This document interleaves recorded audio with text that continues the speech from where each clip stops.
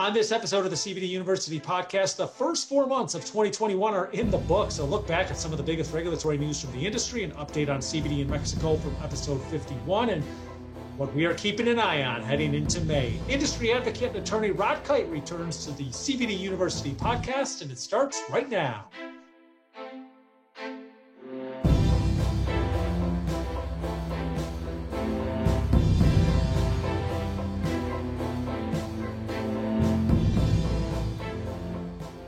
I'm Joe Agostinelli, host of the CBD University podcast. If you are a returning listener, we welcome you back to our podcast. If you are a new listener, we are glad you found us on your favorite podcast platform of choice. Don't forget to hit that subscribe button wherever you get your podcast to get notifications when new episodes are published each week. And don't forget full video episodes on the Global Widget YouTube channel and the YouTube channels of our brands. And this is if you're watching the full video episode on YouTube, this is another one of our Zoom episodes, and we are joined by industry advocate and attorney and frequent guest here on the podcast, Rod Kight. Rod, welcome back to the podcast. Hi, Joe. It's always good to be here, so thanks for having me. And how's everything down in Mexico? Mexico's glorious. It's beautiful down here, and there's a lot of exciting stuff happening for sure. And we're going to get to some of that stuff in the industry coming up in just a moment. But first, it is hard to believe we are through the first 4 months of 2021. Time is flying by. And so with the first 4 months in the books, and it's been a busy 4 months, it seems to be something new and different just about every single day. What's happened to start, what has happened at the start of 2021 that maybe could pave the way as we get into the next 4 months and head in towards the latter third of the year?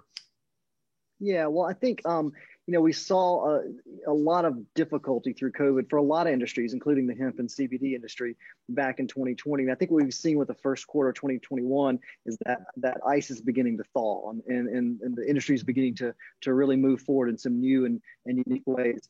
As far as some beacons, or that might not be the right word, but some things to look for that have happened that I think are going to begin to shape the industry.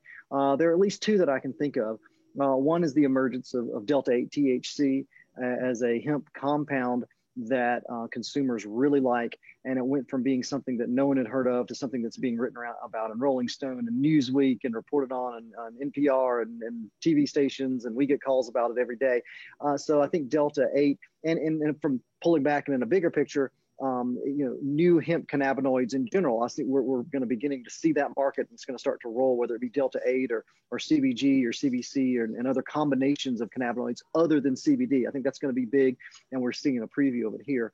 On the other side of things, we see new vape rules where the PACT Act, which regulates tobacco and nicotine products, has been expanded so that it now, as of today's recording, has pulled in hemp and CBD products as vapes that don't contain nicotine or hemp. And we're seeing a lot of issues with the regulators on the one hand, but also with the industry as well, revamping the way they do things on both sides so that everyone can stay compliant.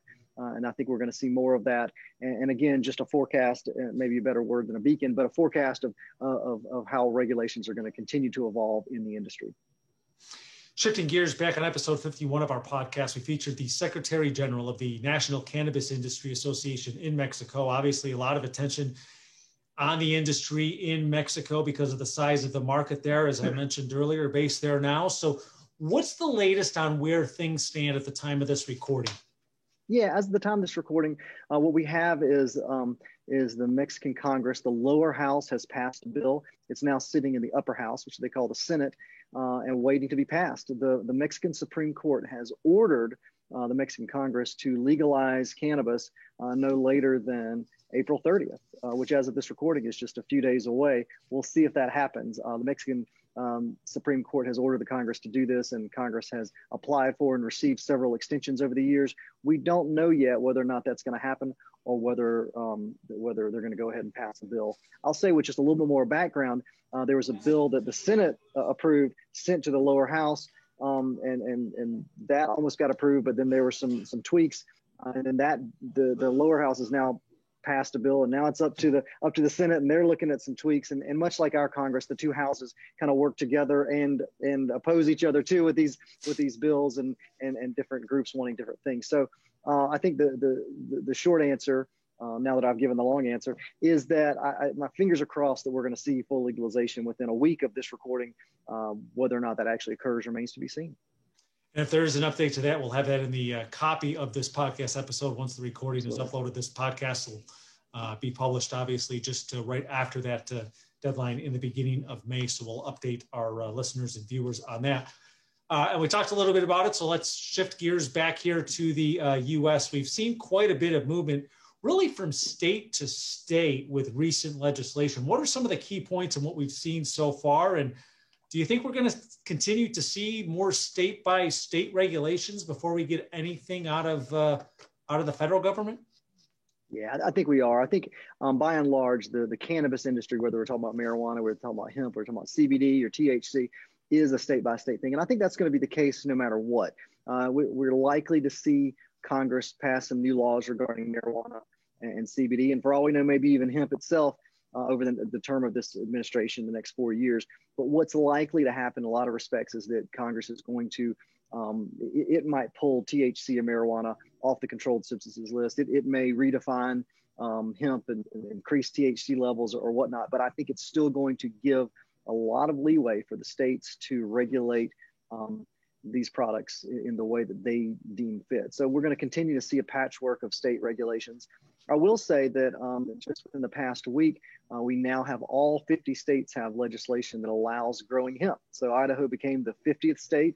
Whether or not that means that CBD products are going to be big in Idaho remains to be seen, but we do now have all 50 states growing hemp. So again, to answer your question, I think we're going to see a lot more in the way of a state by state patchwork versus an overarching federal framework. So as we look ahead into the summer, what are we keeping an eye on in the industry, and what are some of the industry trends regarding products that consumers and retailers may start seeing as we get into the summer here? Yeah, I think we're going to start seeing some consolidation. We've got really good good reputations, nice facilities, nice manufacturing companies have been doing it well for years. We're going to see a lot of consolidation in the industry. I think we're going to see a lot of big name brands really begin to sort of take hold, and a lot of the smaller brands are going to be either acquired or going to go away. And I think that's going to be a trend that's going to play out over the next 18 to 24 months. Certainly over the summer, it's going to begin to take hold. I think we're going to begin to see more products with different cannabinoids now that the public is beginning to be aware that there are more compounds than just your CBD or THC. The Delta 8, I think, was a big harbinger of that. We're going to begin to see some a lot of regulation and rollout of new products that way. And then I think this thaw is going to continue, and I think we're going to see the hemp industry really kind of get its stride back. And CBD is going to become, if it's not already a household term, and I think it probably is, it definitely will be by the end of this year. Any other states we're keeping an eye on for maybe new legislation? I know you just had a blog article about Kentucky not too long ago. And is there anything that we've seen out of DC in the first few months here of the Biden administration that may have a preview of what's to come for federal regulation? Yeah, good question. So on the state front, I recently wrote a blog about Kentucky. The Kentucky Department of Agriculture had a legal opinion out about Delta 8, stating that it was illegal. And I wrote a blog essentially saying that I disagree with the legal opinion, and I set forth the reasons in that. As far as states, New York just legalized marijuana, and it's a comprehensive framework, and we're going to see that sort of roll out over the next several months and years even. California has a pending CBD bill that would specifically authorize CBD in foods. Right now, CBD is not authorized in foods in California, although you can find them most everywhere. I think we're going to see passage of that bill.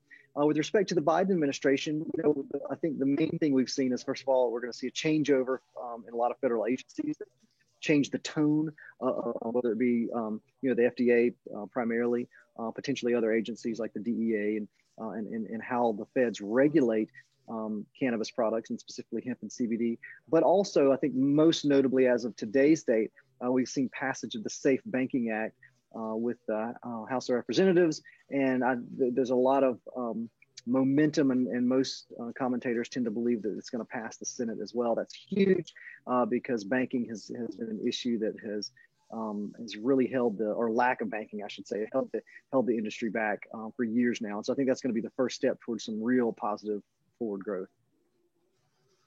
Well, Rod, as always, I want to thank you for joining us. There's certainly a lot more to look forward to. And we of course, look forward to having you back for some more updates as this industry continues to evolve. Yeah, well, thanks for having me. I'm always happy to be here, and it's good to talk with you, Jeff. And Rod Kite, industry advocate and attorney, my guest on this episode of the CBD University podcast. We talked a little bit about it. Stay updated on all his great work by visiting his website at cannabusiness.law. You can read all of his latest blogs, and don't forget to hit that subscribe button wherever you get your podcasts for all the latest industry news right here from the CBD University podcast. Once again, Rod Kite, my guest on this episode. I am Joe Augustinelli, the host of the CBD University podcast. Thanks for tuning in. These statements have not been evaluated by the Food and Drug Administration. CBD products are not intended to treat, cure, or prevent any disease or condition. Always consult your personal physician about CBD and using CBD products. CBD should never be used by anyone under the age of 18. This podcast is not intended to provide legal advice regarding the legal status of CBD and CBD products.